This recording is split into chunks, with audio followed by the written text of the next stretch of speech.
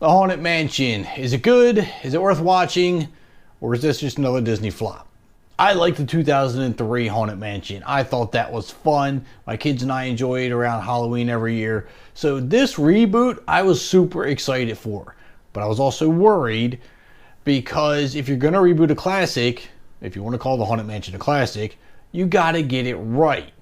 And with the modern technology we have today with visual effects, this is the perfect movie to reboot the correct way. And I think they did. This was fun. It was enjoyable. And I even enjoyed the storyline more in this one than I did in 2003. Now in 2003, the family went in as realtors trying to sell the mansion. And in this one, there's a single mom and her son who buy the mansion wanting to live there and refurbish it. But the second they get there, they realize it's haunted. They go trying to run out of it, but the ghosts won't let them leave. So therefore they got to hire a group of people to help exorcise the ghosts. Now what's interesting is that the mom and the son, although play a very important role in the movie, they're not the main characters. They're like a secondary character to this other guy, Ben, who he gets hired to help get rid of the ghosts.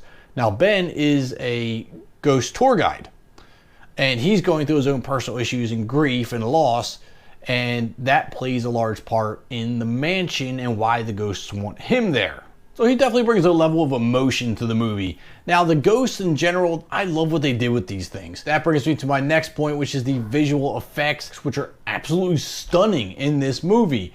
I love the way the ghosts look and the way they interact with the humans, and the modern technology that we have today doesn't even compare to what we had in 2003. So the interaction that you get with the ghost is just incredible. We got brides, cowboys, hatchet ghosts, fishermen. I mean, we got a large variety of personalities even with the ghosts, which is really nice.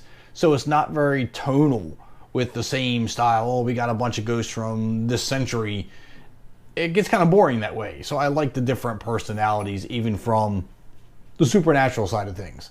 Now, it's not to say the movie is perfect, because I do have my gripes with it, and one of which is the tone, or lack thereof. The tone is very inconsistent. It's up and down, and you're in and out emotionally, and it's really frustrating because you start the movie out in a town. It's just daylight, and it's just a lot of normality.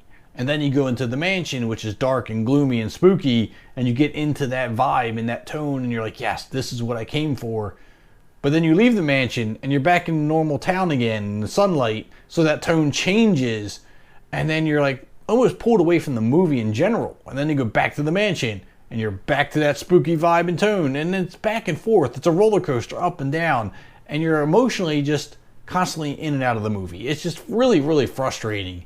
So I think if they could have cut a lot of that out, which I believe is a lot of fluff anyway, they didn't need to have it. There's a lot of filler that would have made this movie a lot shorter. And that brings me to my next point, the runtime of this movie.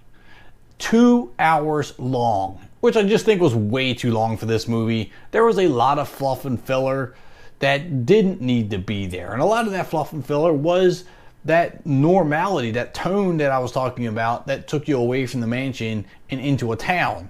We didn't need that. We could have done without that. And in doing so, making this about an hour and a half, maybe hour and 40 minutes max, that would have been perfect. That would have took this movie from good to really good, possibly great. So from a writing standpoint, this movie could have used a little bit of work and just a little more editing, cut and chop, get some of those scenes out of there. And I think a lot more people would have enjoyed it.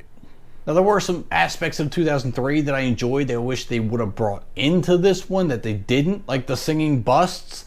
Those guys were pretty funny, just singing the whole movie, but that's just a small disappointment. It's not a deal breaker, but there are little things like that that I wish they would have brought into this film.